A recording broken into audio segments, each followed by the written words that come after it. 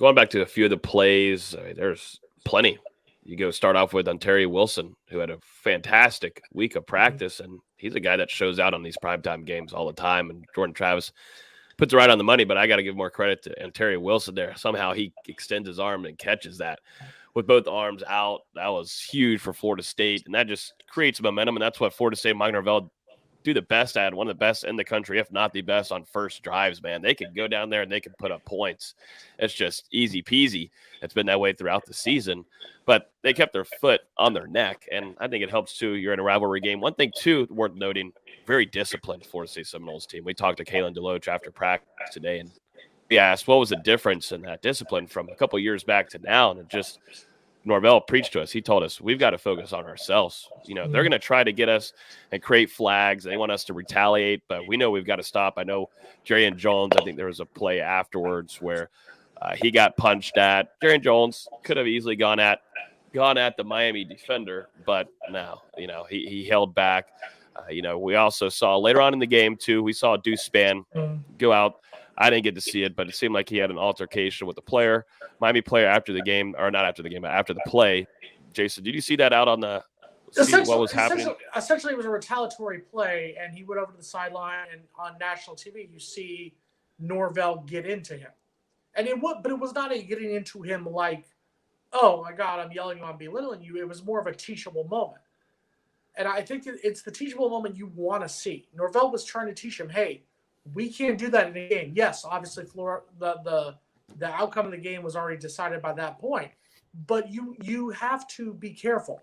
When you're in that point right there, Miami had nothing to do but try to take out one of our players. And all you do, you throw a punch, you get ejected from that game, you're out the first half against Syracuse. So you just have to think right there about that team moment.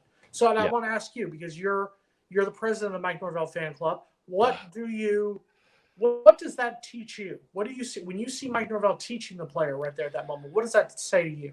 Yeah, so Deuce Spann at practice as a player, it's nice for us to be able to see him throughout the week and his development since the spring. He's a guy that doesn't get animated. He doesn't talk much, very quiet.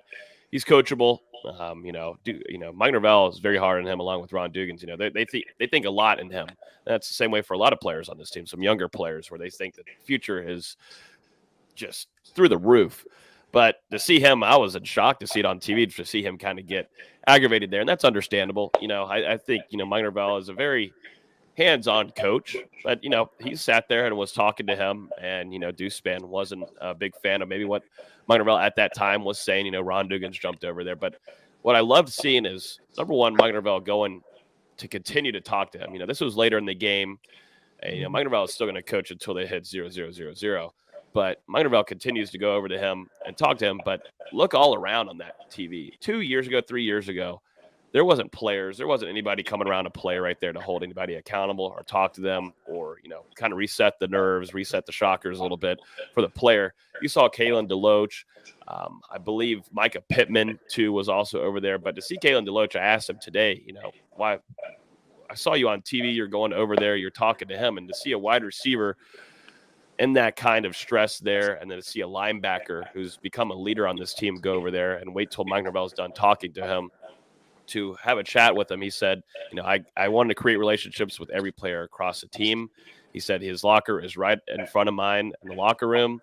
We built a relationship, so I thought it was my, and my just to go over there and talk with him along with Micah Pittman and a few others. And that's just something that we didn't see in years past, and a lot of players holding each other accountable, but also letting Mike Norvell do his thing, Ron Dugans, and then having these players be around him. I just think that's something that Mike Norvell has been trying to build since his arrival inside of that locker room, of everyone being there as a family. And even though it was late in the game, Deuce Spann not happy, they talked and had a good chat on the sideline, fixed things. And you know what? The next play, I believe, had an 8-yard gain play for Spann. So that just shows just how quickly things could be fixed, what Mike Norvell is trying to do with these players and build a lot of development and maturity on the team. And I just thought that was a big moment that shouldn't be looked over at all. And after the game, he went over and he apologized to Norvell and said, listen, I'm sorry for what happened. Norvell just told him, I love you. I mean, that's what you want right there. I mean, I think the University of Miami should have apologized to their fans for their performance in that game, but, they still have not yet. As of Wednesday, they still have not apologized for that pathetic performance.